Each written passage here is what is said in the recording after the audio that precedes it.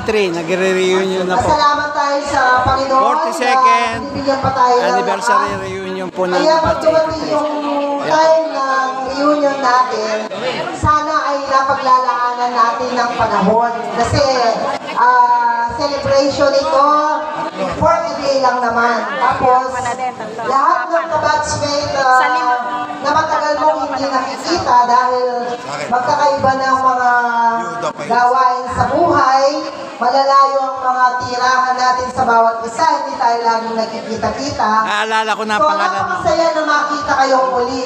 Hindi lamang ng mga panahon ng mga bata Sebastian. tayo, at ngayon tumanda na rin tayo, masayang nagkikita-kita pa rin tayo.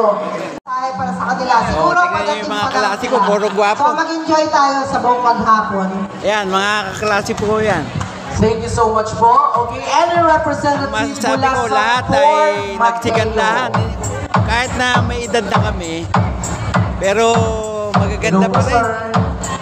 Kaya kung minsan, sinasabi ko sa sarili ko na mabutin lang may reunion na katulad nito. Of course, first sa ating pong mga organizer, sa ating pong mga minamahal na mga kaklase, mga kabats. Ayan. At sa mga guro, malapag sa guro. Abangan nyo to, iba-vlog ko.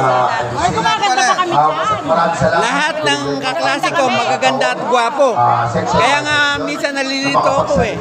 Siyempre pa, kinukongratulate po namin on behalf of Core Mateo. Ito, kilala ko to. To extend our congratulations Si Adelina, my love. organizing committee.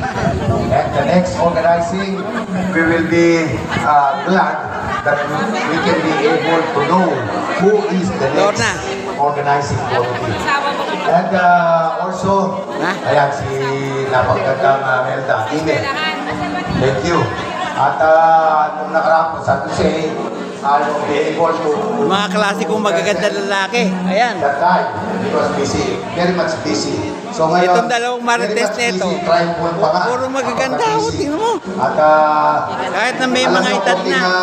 Point lamang po ang masasabi natin. Ang inyong pong lingkod ay nagpapayo sa bawat isa sa atin.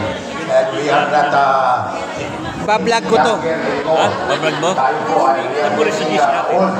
But definitely, ang old po ay ginagamit sa mga, sabi niya, sa kalabaw lang daw, tibatanda. Pero tayo always yan po, getting young.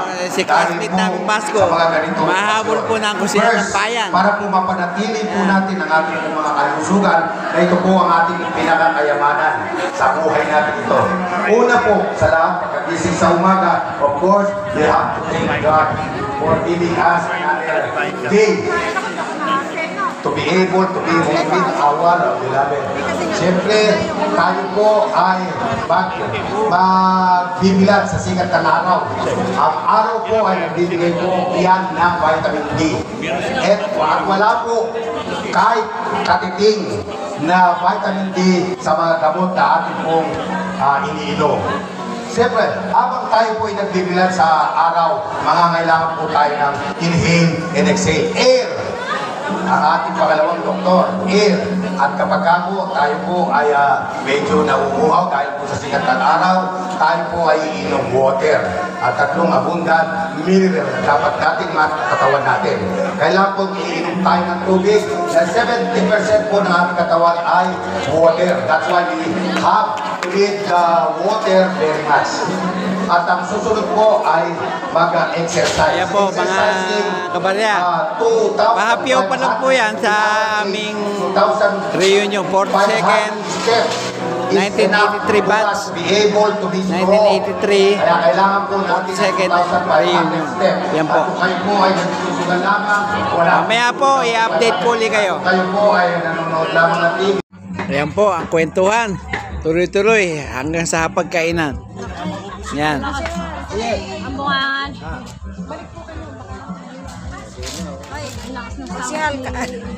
Balik po kayo. Hindi pa ako nakapagsasalita. Oo. Yan.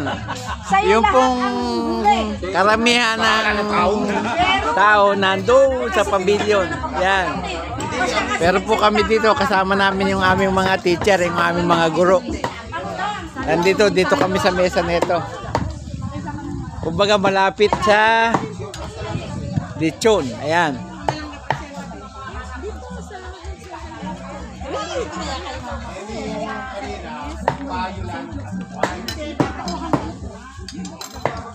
Si Sir Ventura takot sa lechon. Parang ako.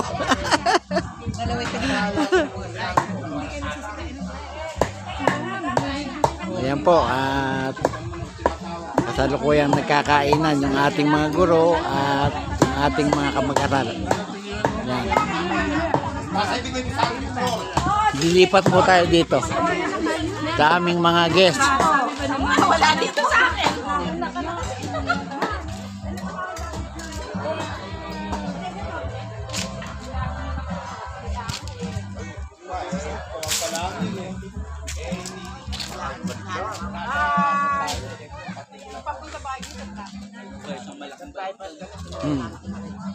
Ayan po. Ilang oras kami sa takraw kaya.